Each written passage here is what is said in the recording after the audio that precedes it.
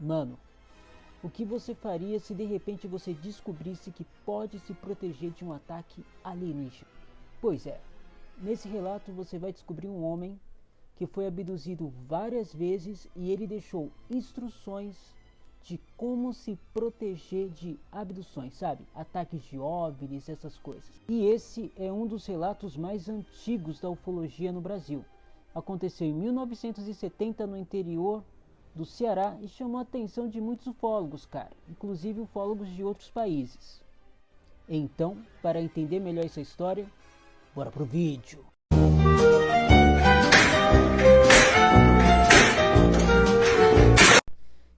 Esse caso de abdução aconteceu no sertão do Ceará em 1970.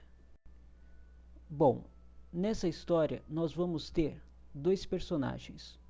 O Francisco Leonardo Barroso, que é o filho, e o pai, que é o Luiz Fernando Barroso. Quem sofreu a abdução foi o pai, o Luiz Fernando Barroso, que ensinou aos filhos, no caso o Francisco Leonardo, sobre como se proteger dos discos voadores. Então anota essa dica aí para caso você se depare com alguma coisa anormal dessas. Ele disse o seguinte: para você se livrar, só se for com um pé de árvore. Você tem que ir para debaixo, porque com a árvore o aparelho deles perde contato. Foi isso que o filho dele disse em uma entrevista ao G1. Segundo Francisco, seu pai ficou com a pele toda avermelhada após ser levado por OVNIs, assim como também apresentou um quadro de retardo mental. Isso aconteceu porque, segundo ele, Luiz teve um contato bem próximo com os extraterrestres. Uma vez por semana, ele ia para a fazenda olhar o rebanho e gostava de sair de madrugada por volta de 2 da manhã. Um dia, quando voltava de carroça, ele disse que teve contato com algo que parecia um avião, mas que desceu, ficou perto dele e jogou uma luz muito forte, quase de cegar. Após o suposto encontro, o comerciante, que é dono de um armazém que vende de tudo no município, disse que notou alterações físicas e psicológicas em seu pai, e ele disse que a pigmentação da pele parecia como se tivesse queimada. O quadro de retardo mental também fez com que os filhos assumissem os negócios da família. Mano, esse assunto, esse caso, foi tão bem repercutido, tão bizarro, que chamou a atenção de outros ufólogos de outros países, da Itália, Portugal, Espanha, que vieram para cá, na fazenda deles, para estudar o assunto e os sintomas relatados por Barroso. O filho dele comentou: meu pai passou também por muitos hospitais de Fortaleza e disseram que a mente dele estava como se fosse de uma criança.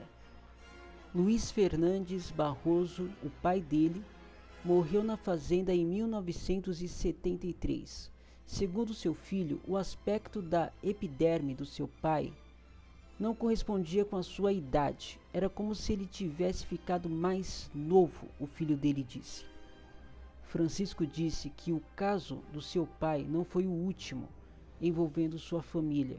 A situação quase se repetiu com ele próprio, enquanto refazia o mesmo trajeto que seu pai usava para a fazenda. O filho dele relatou o seguinte: estava de moto e vi um objeto que emitiu uma luz bem forte. Desviei o olhar para não cegar com aquela luz e desacelerei. Lembrei dos conselhos de meu pai: não se amedronte e não fique nervoso.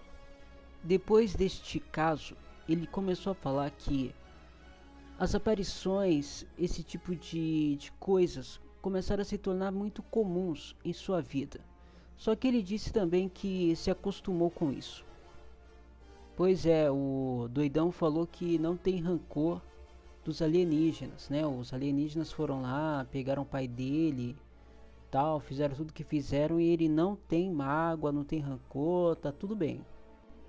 Ele disse: não guardo mágoas dos extraterrestres.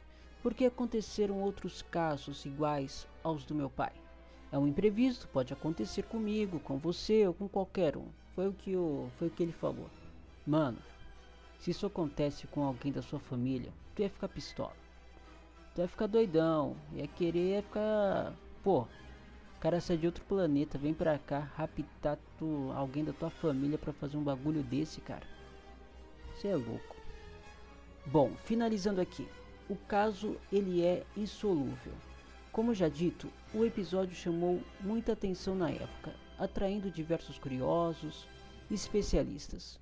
Um deles foi o ufólogo cearense Reginaldo de Ataide, que acompanhou os passos do agricultor desde que ele foi abduzido até o momento de sua morte.